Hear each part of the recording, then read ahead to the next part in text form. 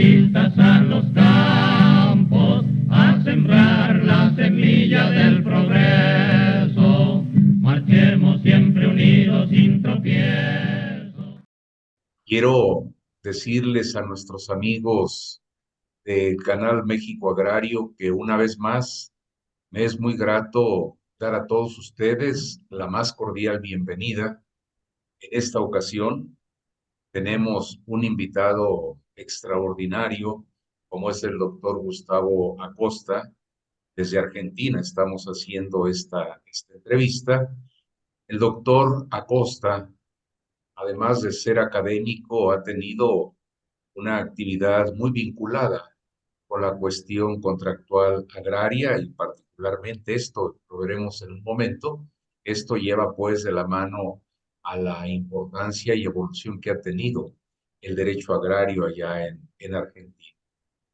Antes de iniciar esta charla, querido Gustavo, quiero decirles a nuestros amigos de México Agrario que en octubre del año pasado, 24 al 26 de octubre, tuvimos la oportunidad de contar con la presencia del doctor Acosta como ponente en el 25º Congreso Nacional de Derecho Agrario en México y octavo internacional, mismo que celebramos en un lugar emblemático e históricamente importante para nosotros. Recordarás, Gustavo, que eso lo decíamos en más de un momento, porque el constituyente de Querétaro ahí aprobó y se promulgó la constitución que aún sigue vigente en nuestro país, la constitución del 5 de febrero de 1917. Quisiera que nos pudieras comentar, Gustavo, cuál es esta vinculación que tú tienes ahora mismo en cuanto a la materia agraria. Bueno, primero muchas gracias por la invitación. Un placer haber asistido el año pasado a este evento tan caracterizado y de una jerarquía realmente de carácter internacional. Para mí fue un honor la invitación y la participación, me sentí muy cómodo. Y tuve oportunidad de intercambiar, no solo contigo, Rubén, sino con los otros asistentes, distintas visiones, distintas posiciones, que me han permitido hacer un cuadro comparativo, cómo es el sistema jurídico argentino, cómo es el mexicano.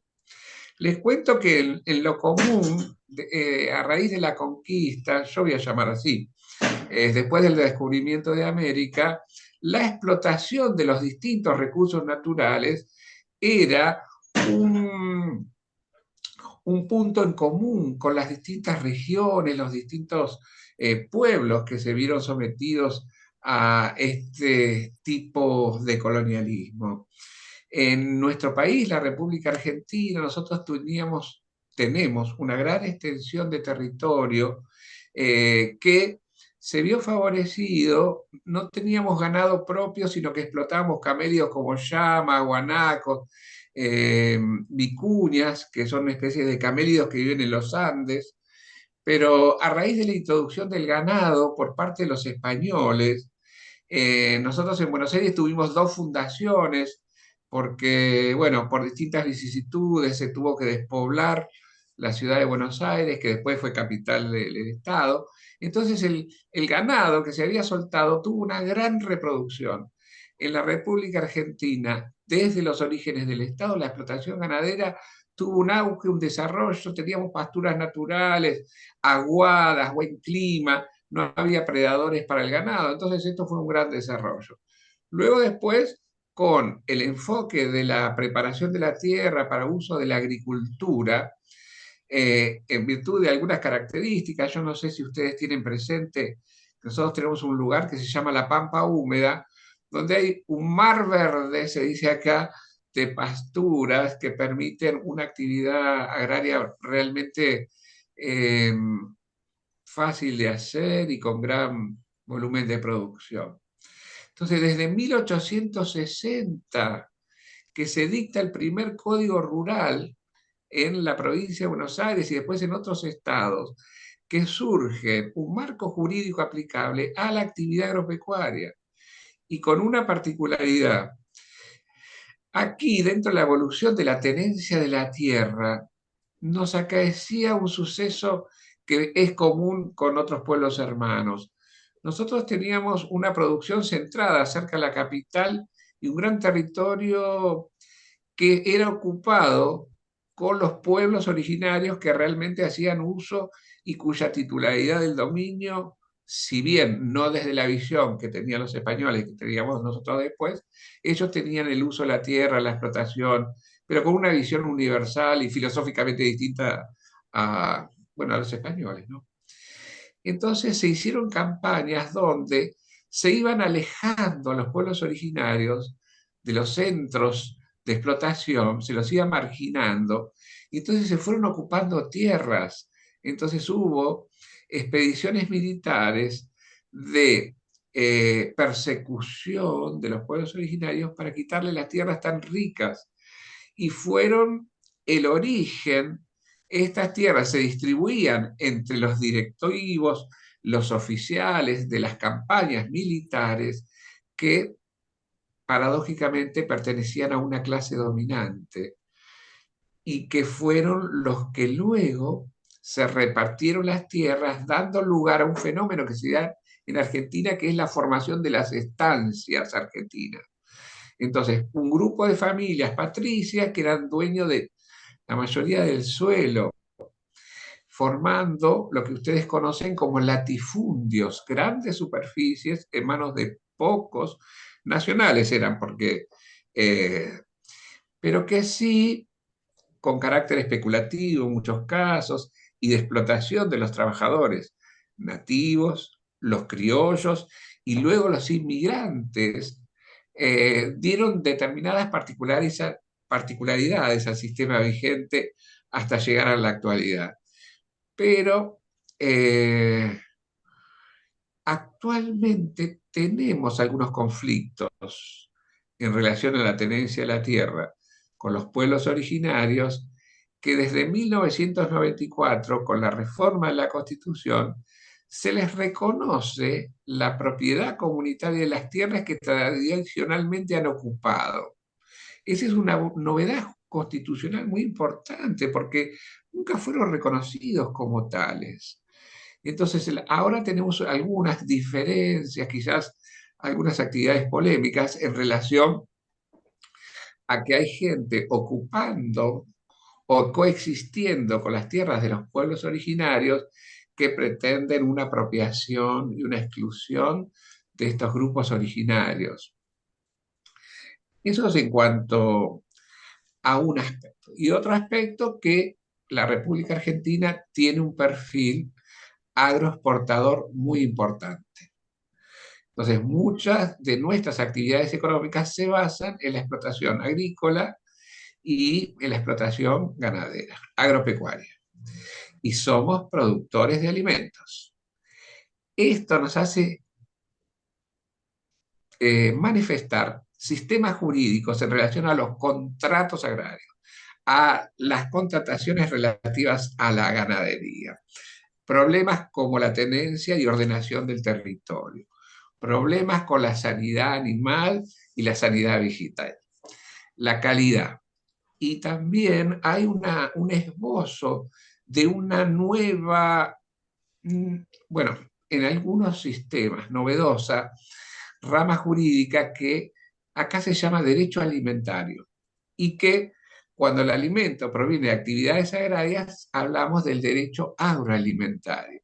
Entonces, fíjense con especificidad, a veces una cadena de alimentos, desde la siembra, recolección, cultivo de una materia prima, hasta obtener un alimento procesado destinado al consumo humano, manifiesta una cadena agroalimentaria con un régimen jurídico propio. Como son varios sujetos, el que siembra, el que recolecta, el acopiador, el mayorista, el transportista, el minorista, tienen que, por ejemplo, manifestar una sanidad, cuidar por la integridad de la materia prima, porque si se transforma, tiene contaminación, hay alteración, puede haber falsificación, distintos acaecimientos durante la cadena que los hace responsables solidariamente a todos en la provisión de la materia prima. Entonces, ¿qué novedosos sistemas podemos compartir con hermanos como ustedes? Yo sé que ustedes son una gran potencia productora y tienen su propia explotación, su propio perfil jurídico. Así que ese es el estado actual en forma breve que, bueno, pretendía compartir con ustedes.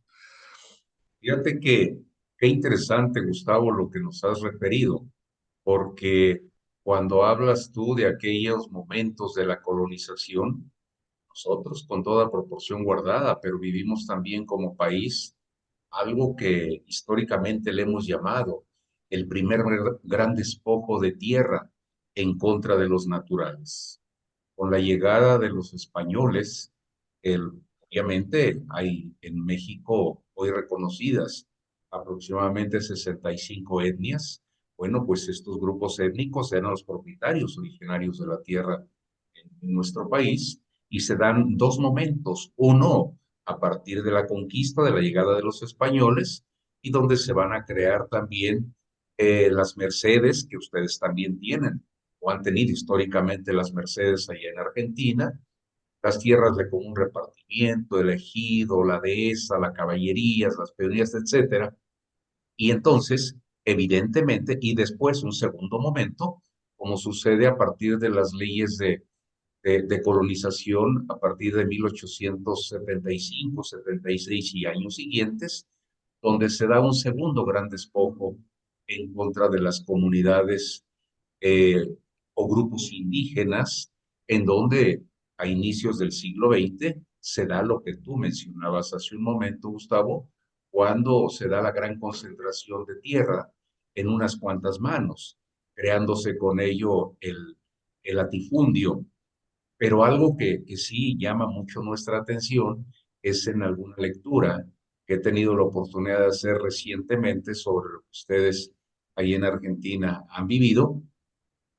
Bueno, pues son diversas etapas que han tenido ustedes allá de la cuestión del derecho agrario, y ello lleva de la mano en una primera etapa al derecho rural, que nosotros acá en México diríamos, bueno, pues una cosa es el derecho que se vive en las ciudades, que es a través de un derecho privado y un derecho o propiedad rural, como sucede acá en México, con poco más del 51% de la propiedad total del país, en ejidos y comunidades. Después tienen ustedes un segundo momento, que es la legislación agraria, un tercer momento, que es el derecho agrario científico, donde a partir de la aportación de alguna serie de reflexiones de carácter doctrinal, se puede ir dando esta conformación justamente.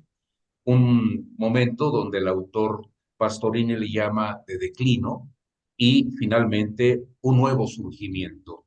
Me parece que esta evolución que ustedes también han tenido por allá en Argentina, hoy nos puede dar la oportunidad de poder entender por qué mucho de la actividad del campo allá en Argentina, bueno, pues está muy de la mano con la producción ganadera, en las muy diferentes, lo mismo ganado bovino que ganado menor, así como la producción de granos y de pastizales, justamente para poder llegar a atender la demanda que tiene el ganado. Y después de este derecho agroalimentario, como tú nos lo has referido, que por demás importante, que diríamos va a ser ya la parte concluyente de lo que va a ser un proceso de producción agropecuaria, como pudiéramos nosotros llamarle en México. No sé si pudiéramos tener algún comentario de tu parte, Gustavo, en este proceso evolutivo. Cómo no, con mucho gusto. Cuando yo hice alusión al inicio de algunas de mis manifestaciones, que en 1860 se dicta el primer código rural, en este que tú has recalcado, el primer origen es el denominado derecho rural, con un enfoque de carácter limitado, algunas explotaciones, siembra de trigo, maíz y la producción de ganado bovino. Eh, Luego, con el dictado del Código Civil en la República Argentina, las relaciones jurídicas contractuales entre sujetos agrarios o personas que se dedicaban a la actividad agropecuaria eran el libre albedrío, la voluntad de las partes, que establecía normas que debían cumplirse como la ley misma, un enfoque privatista.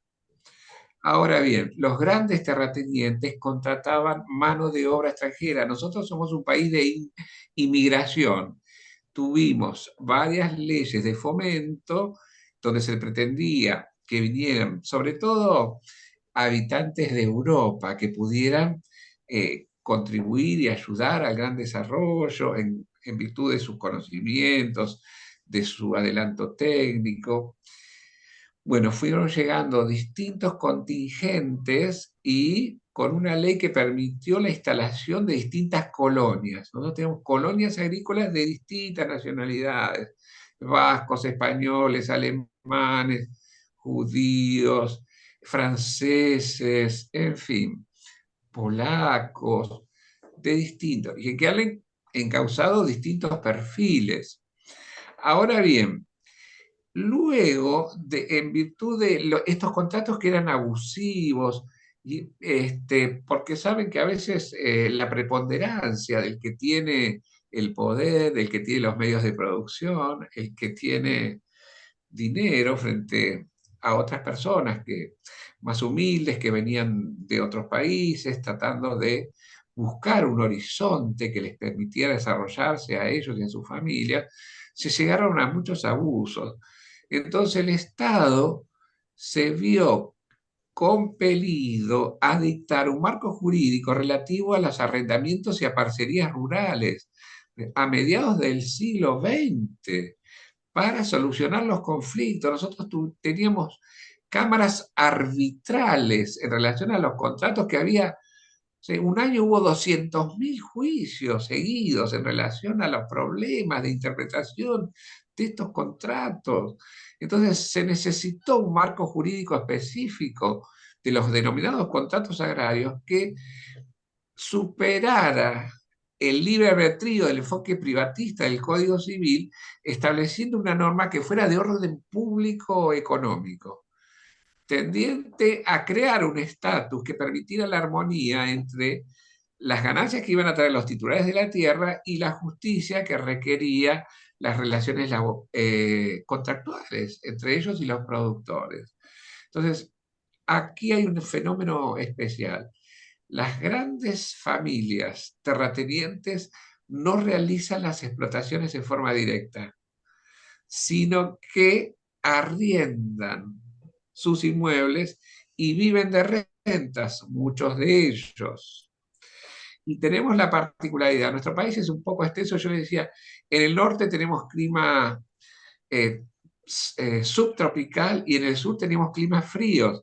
Entonces tenemos en el norte una producción de frutos, de algunos cultivos, de especies de calor. En el centro tenemos la pampa húmeda, donde explotaciones bovinas, porcinas y de pollos, avícola. En el sur ganado ovino, por el frío que tenemos y las condiciones hacen que se desarrolle este ganado. Entonces tenemos unas provincias de los Andes donde hay una producción vitivinícola muy rica. Y bueno, con las distintas variaciones de una misma actividad. En materia de ganado, hay productores que lo hacen en forma extensiva en los campos, se sueltan los animales, como hay pasturas naturales, se alimentan y bueno, más naturalmente, en forma orgánica, si se me permite. Y ahora hay un fenómeno en los últimos 10, 15 años donde las explotaciones bovinas son de engorde intensivo a corral. Los animales no están sueltos, están encerrados en un lugar donde no tienen posibilidad de moverse tanto y el acote de el lugar donde viven y la forma de alimentación hace que no gasten energía y que estén comiendo todo el día y engorda más rápido y crece más rápido. Entonces hay un un acuerdo que tenemos con la Unión Europea donde nos van a permitir exportar carnes provenientes de feedlot, los cortes más valiosos, no cualquier corte. Los cortes sin hueso, bueno, algunos cortes son similares a los que tienen ustedes, nosotros, bueno, en fin, utilizamos el desposte de animales con otras variaciones, como puede ocurrir en cualquier lugar del mundo. Entonces tenemos dos cuotas para la Unión Europea. Una denominada cuota Hilton, donde es ganado extensivo, y una cuota feedlot, donde el ganado exportado, el ganado no, porque en pie no se exporta mucho, sino los derivados de los cortes más ricos de feedlot. El feedlot, donde yo puedo tener mi ganado y lo llevo a un lugar para que mediante un encierre engorde más rápido, acá hay un contrato que se llama contrato de hotelería y engorde bovino a corral. Fíjense qué denomina hotelería. ¿Qué tiene que ver un hotel con la producción ganadera? Yo lo llevo a un establecimiento y me van a brindar un servicio de hospedaje. Vive ahí el animal, le dan 3 comidas diarias, 4 servicios de salud, le dan, no digo recreación, pero un lugar para que viva, un alojamiento, hay distintas variedades, ustedes sabrán, hoteles 5 estrellas, 4 estrellas, según el grado y la sofisticación de los servicios, y además el compromiso de engorde, de que obtengan kilos en especial, sobre los cuales el feedlotero va a cobrar un porcentaje. Entonces, contrato de hotelería es un contrato de servicio, donde yo pago para que le presten un servicio al ganado. Pero a su vez, el que adquiera un número de kilos determinado es una obra, porque el ganado tiene que estar terminado con el peso adecuado que le permita ingresar al mercado. Entonces, esta no es un contrato típicamente agrario, porque puede ser que yo el feedlot lo tenga en la ciudad, en un lugar de confinamiento cerrado, no es actividad agraria. Y fíjense, ustedes habrán visto que en China hay criaderos de cerdos, que es un edificio, hay uno que tiene 13 pisos, donde en cada piso se crían los animales. Entonces, con distintas modalidades, no sabemos la naturaleza jurídica, si es de obras y servicios, si es de naturaleza jurídica mixta, quién va a ser el tribunal competente, si es un contrato de servicio civil, si es una locación de obra, puede ser en actividad agropecuaria que sea algún tribunal que tenga competencia en esa materia. Grandes desafíos desde el punto de vista jurídico, el avance tecnológico, las nuevas modalidades de producción. Nosotros tenemos acá habilitadas plantas, ustedes ya las conocen, ya sé que hace muchos años que lo hacen, pero nosotros por primera vez hemos habilitado plantas para la cría de mosca soldado, para obtener proteínas de insectos.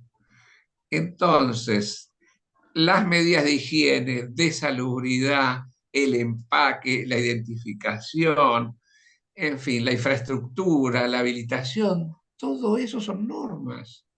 Y si yo quiero proveerme de, puede ser que el insecto me lo entreguen entero, congelado, puede ser que sea pasta de insecto, puede ser que sea harina, que después se va a utilizar para alimento de ganado o para enriquecer determinadas producciones. Entonces, todo eso hace que esos adelantos que debamos adaptar la normativa. Tenemos también búfalos de agua, búfalos que viven en humedales. Entonces, el búfalo de agua que produce, según hay que tener un sistema de humedal donde parcialmente cubierto el suelo de agua, temperatura determinada que le permita el crecimiento, sistema de control de salud, donde se da un perfil productivo. La leche de búfalo tiene una particularidad que tiene más tenor graso que la del bovino. Entonces, para algunas producciones es más rica en cuanto a la comparación con otros sistemas productivos. Tenemos criaderos de yacarés, de yacaré overo, donde se venden los huevos, se come la carne, se extrae la piel para la fabricación de marroquinería, por ejemplo. Hay siembra en los arrozales de peces. Tenemos piscicultura en una actividad complementaria con la producción de arroz. Se produce arroz y peces, pescado. Y Entonces, todo con marcos esto, jurídicos, perdóname, Gustavo, qué interesante. sí, Y todo esto, ¿en qué extensiones de tierra y la naturaleza de esta tierra?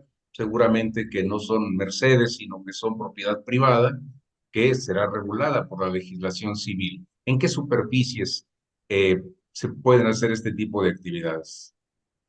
en las de humedales, Sí, aquí, bueno, hay unidades agrarias, unidades de producción agraria, unidad económica, ¿eh? Entonces, según las provincias o los territorios donde se lleven a cabo, en la provincia de Buenos Aires, donde estoy yo, que es una de las provincias más grandes que tenemos, en cuanto a la extensión territorial, estoy diciendo, una unidad económica en la Pampa de Húmeda con 300 hectáreas por la riqueza del suelo. Nosotros tenemos la primera capa de tierra, acá se llama humus, que tiene 3 metros de tierra fértil. Entonces, la producción es ampliamente satisfactoria en una pequeña superficie. Una unidad económica, 300 hectáreas. Si vamos al sur, a la provincia de Santa Cruz, donde es una estepa patagónica del ganado bovino, para hacer una unidad económica tiene que tener 4.000 hectáreas para que sea considerada una unidad económica, apta para la subsistencia, para la producción. Entonces, hay, según el lugar donde nos encontremos, las unidades de explotación en materia de humedales, por ejemplo, los arrozales tienen más de 1.000 hectáreas, por ejemplo, las unidades. Entonces, hay superficie que tiene más de 100.000 hectáreas, campos 100.000, 200.000, según la provincia, que es, parecen superficies impensables en cuanto a la extensión, pero muy ricas. Nosotros tenemos millones y millones de cabezas de ganado de todo tipo, que eso nos hace ver que hay, no hay tanto conflicto con la titularidad del dominio de las tierras, porque la mayoría de ellas se las quedaron no los pueblos originarios, los criollos que se independizaron de los españoles, que eran los titulares de la tierra, y se formaron las estancias a manos de los criollos. claro.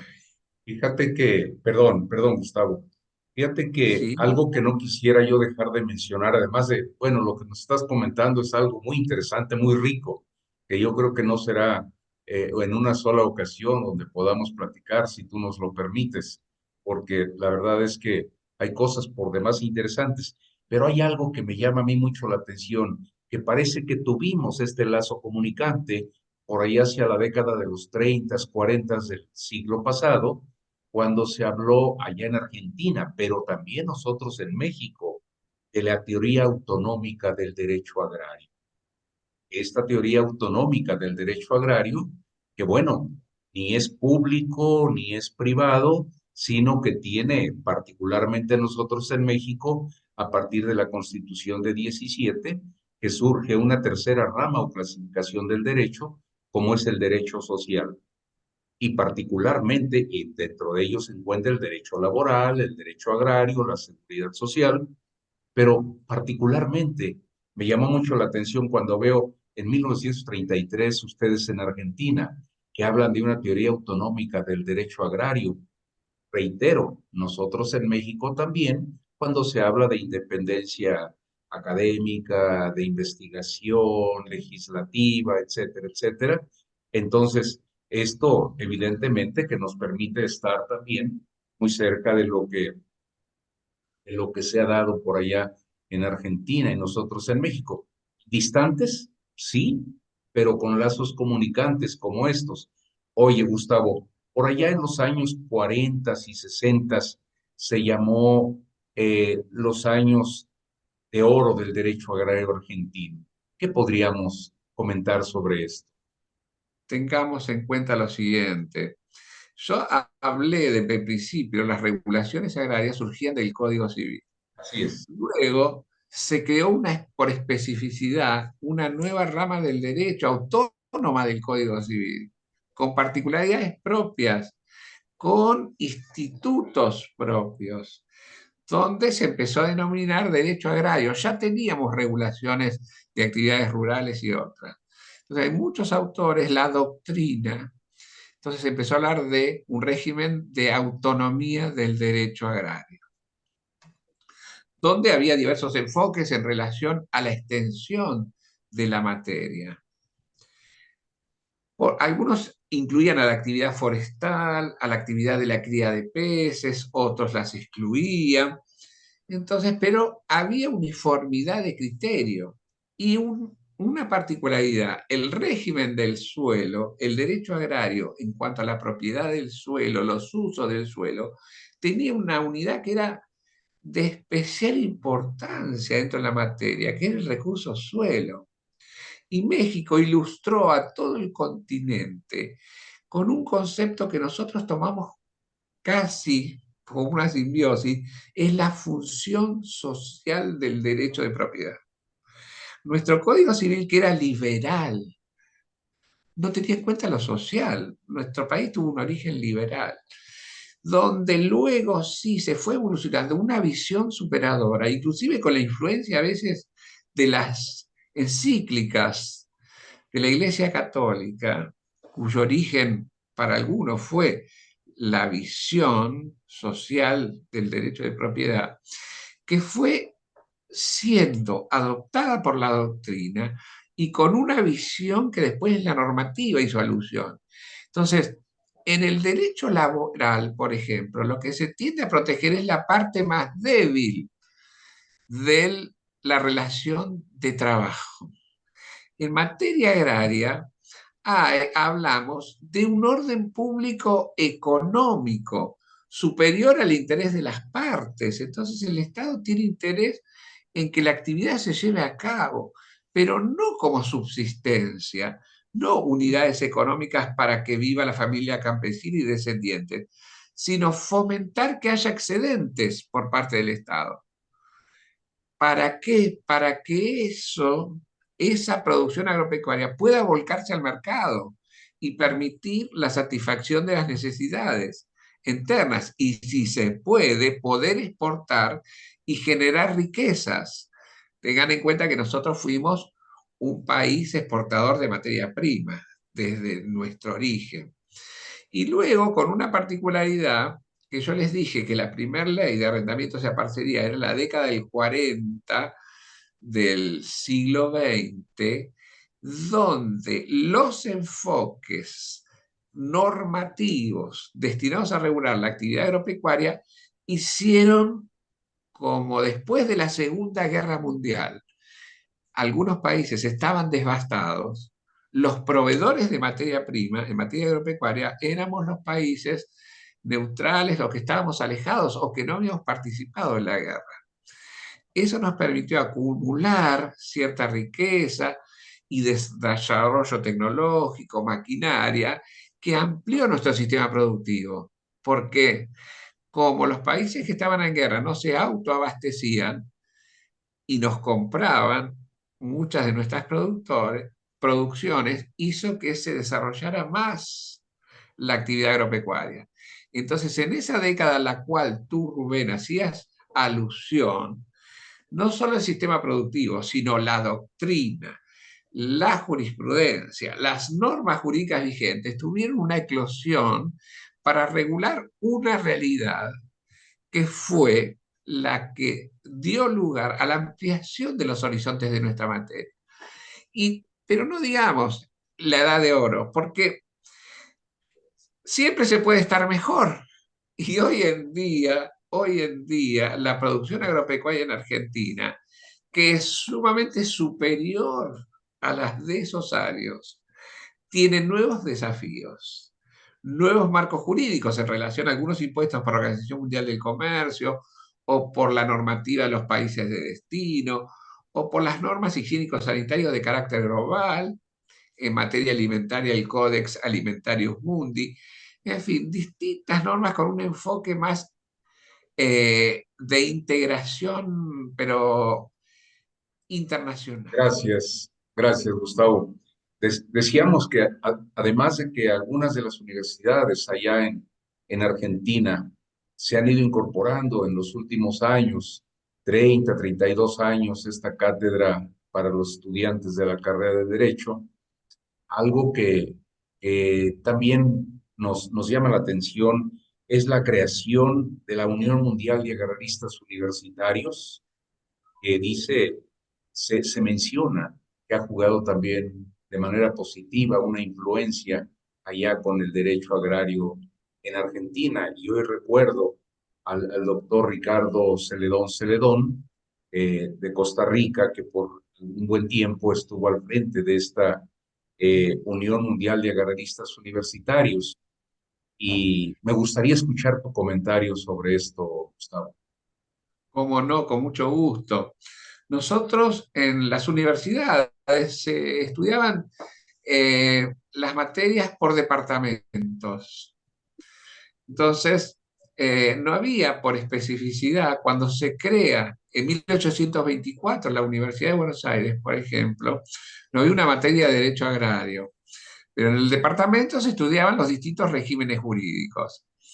Y hay una particularidad: la explotación de los recursos naturales, tanto del suelo con destino agropecuario como del suelo para las explotaciones mineras, tienen lugar a que en la Universidad de Buenos Aires en 1917 ya hubiera una cátedra denominada Derecho Agrario y Minero, donde había profesores especialistas en Derecho Agrario y otros que daban la explotación minera.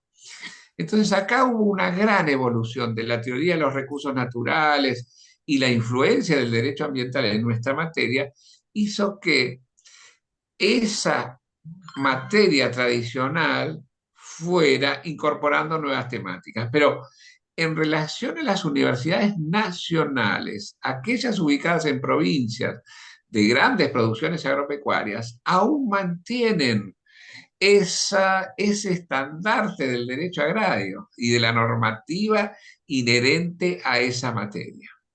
Entonces acá, antes, en la década del 60, se crea el denominado Instituto Argentino de Derecho Agrario en la Universidad de Rosario. Rosario está en una provincia que se llama Santa Fe, muy rica en materia de producción agraria y pecuaria también en algunas regiones. Entonces, este instituto de la década del 60 fue el pionero a nivel latinoamericano y argentino en juntar distintos expertos y especialistas, cultores de esta materia. Más de 15 años después, a nivel internacional, se decide crear una Unión Mundial de Agraristas Universitarios, de la cual formamos parte, donde los que estudiaron con la escuela italiana de Carosa y otros juristas destacadísimos han conformado una unión mundial, actualmente con más de 400 miembros, que tienden a difundir, investigar y cultivar esta materia bajo dos principios. Tanto uno es de la amistad en el derecho agrario, la honestidad, como otro de los valores de los grupos, y otros que los miembros tienen que ser universitarios y con antecedentes en la materia. Por eso se llama Unión Mundial de Agraristas Universitarios, que nos ha honrado con recibirnos y permitirnos participar. Y ahora en septiembre se hace la reunión mundial en Amazonas, en Brasil. En el mes de septiembre está la reunión de la Unión Mundial, se hace cada 2 años. Con pandemia se interrumpió, pero bueno, ahora se retoman y va a ser una reunión, esperamos, más que interesante por la riqueza de los temas. Y uno de esos, Rubén, te adelanto, que ustedes quizás ya lo hayan visto o lo hayan escuchado, y si no, comparto la novedad. La Unión Europea, integrando la visión de lo ambiental con lo agrario, la Unión Europea dicta un reglamento, el reglamento 1115 del año pasado, donde va a contemplar ingreso y egreso de productos agrarios a la Unión Europea libres de deforestación y de degradación forestal, 1115, aprobado por el Parlamento Europeo y el Consejo Europeo. Entonces, a partir de diciembre de este año, no van a permitir el ingreso de productos agrarios de lugares donde se haya deforestado. Entonces, en nuestro país, la deforestación para ampliar la frontera agropecuaria es muy común. Amazonas está siendo devastada para la producción agropecuaria. Ese gran pulmón verde que sirve para generar oxígeno, sirve como reservorio para hacer frente a los gases de efecto invernadero, la Unión Europea toma el estandarte de la deforestación como propio y prohíbe el ingreso de productos, materias primas, de bovinos, soja y derivados, de cacao, aceite de palmas y de maderas provenientes de lugares que han sido deforestados. Acá tenemos la influencia, estuve hablando recién de la influencia de esa normativa de carácter regional, la Unión Europea, donde nosotros tenemos que certificar como autoridad de aplicación que la producción, a los efectos de trazabilidad, provino de un establecimiento no deforestado desde el 2020. ¿Qué tendrá que ver el cambio climático con el producto agrario, con criar una vaca, con sembrar soja? Los mercados más exigentes en relación a la huella de carbono, Rubén, la huella hídrica, y estas, algunos la toman como barreras pararancelarias, donde aspectos ambientales condicionan el comercio de productos agrícolas en aras de esa materia, que es una realidad y que nosotros debemos lamentablemente cumplir, porque la Unión Europea está protegiendo los bosques, pero que ellos han devastado y que están en terceros países.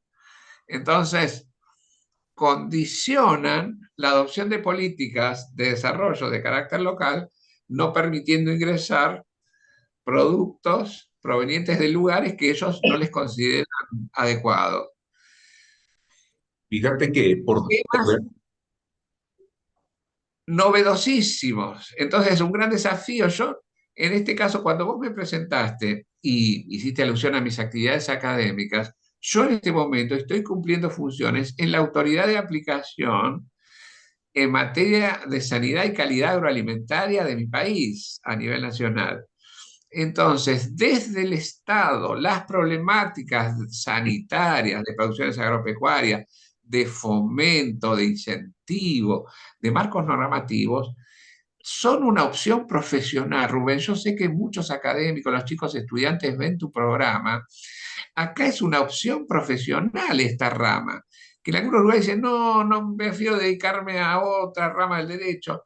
Acá hay trabajo para los que les guste estudiar nuestra materia. Es una opción de alta especificidad, de casi una especialidad. Así es que comparto este nuevo enfoque con ustedes desde una perspectiva jurídica y la acción de la Unión Mundial de Agraristas Universitarios. por demás interesante, Gustavo, y algo que cuando se habla de un derecho agrario ambiental, recordemos que hace por lo menos 30 años, si no es que un poco más, allá en Europa, ya se hablaba de un derecho humano de tercera y cuarta generación, particularmente vinculado con la preservación del medio ambiente, de los bosques, porque como bien lo has dicho, pues tenemos ahí un pulmón que le va a dar oxígeno, no a un país, le va a dar oxígeno a la humanidad toda, porque con todo y aquel gran movimiento también de hace 35 años, el movimiento Sin Tierra, allá en la región del Amazonas, Sí. Sin embargo, se tenía la idea de un procedimiento, de un proceso integral para poder satisfacer la necesidad de varios miles o cientos de miles de familias allá en esta región, pero por supuesto que la primicia que nos estás compartiendo respecto del Congreso de la Unión Mundial de Agraristas Universitarios será importante. Quizá estemos nosotros, abro un paréntesis, coincidiendo porque estamos tratando de impulsar nosotros para mediados del mes de septiembre la realización del 26 Congreso Nacional de Derecho Agrario en México y Ah, noveno internacional, que desde luego nos gustaría volver a tener como invitado a nuestro amigo Gustavo, si es que fuera posible de manera presencial y si no de manera virtual, como lo hicimos con nuestro amigo Lucas de Alvarenga. Tú recordarás que estuvimos allí en la sí. Universidad Autónoma de Querétaro y nuestro amigo Lucas, que ha participado varias veces con nosotros, este, lo Pero, platicaremos un poco más adelante pero no, contigo. desde ya, con mucho gusto. Para mí, si podemos coordinar las agendas, sería un gusto, un honor para mí. Rubén, me sentí tan cómodo, perdón la infidencia, pero me sentí tan cómodo en la recepción, en la gente, el clima, la organización del evento, la participación, los lugares tan emblemáticos, el respeto de las distintas visiones y posiciones.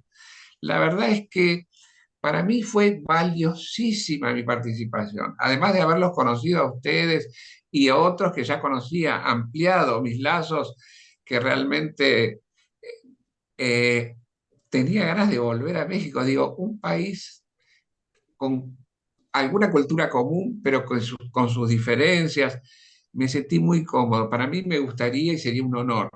Lo mismo, bueno, en algún momento de una actividad que nosotros organicemos, poder hacer algún intercambio, no solo contigo, sino con las personas de tu grupo o quien tú decidas que podrían participar de manera presencial o virtual. Pero con Igualmente mucho nos daría gusto. muchísimo gusto, Gustavo.